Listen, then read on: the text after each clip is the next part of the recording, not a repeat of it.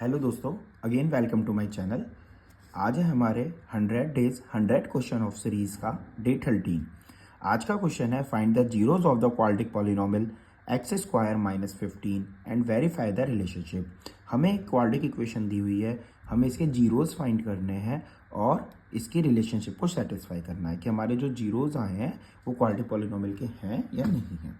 तो लाइए स्टार्ट करते हैं। सबसे पहले हम इसे मान लेते हैं लेट पी एक्स जो हमें दिया हुआ है वो है हमारे पास एक्स स्क्वायर माइनस के 15। तो हम 15 को बच्चों कैसे लिख सकते हैं?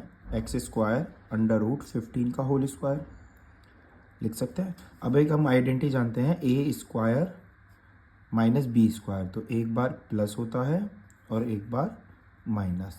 आइडेंटिटी मैं यहाँ पे मेंशन कर देता हूँ, A square minus B square equals to A plus B then A minus B. ये हमारी एक आइडेंटिटी होती है जिसे हमने इस क्वेश्चन में लगाई है।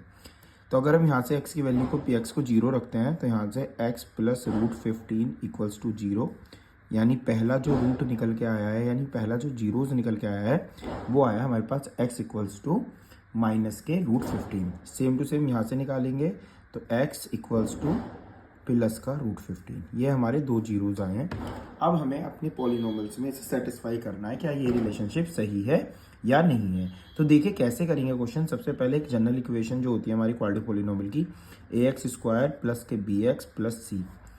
अब अपनी इक्वेशन को लिख दीजिए तो एक्स स्क्वायर माइनस सी ये दिया हुआ है, ठीक है। तो हमारे पास ये वाली टर्म नहीं है, उसे हम 0x लिख सकते हैं। तो अगर हम यहाँ से कंपेयर करें तो ए की वैल्यू मेरे पास 1 है, बी की वैल्यू मेरे पास 0 है और सी की वैल्यू मेरे पास माइनस के 15 है, ठीक है। रिलेशनशिप को फाइंड करने के लिए हमें दो आइडेंटिटीज याद होनी चाहिए, अल्फा प्लस बीटा यानी जीरोज का सम इक्वल्स टू माइनस के बी अपॉन ए।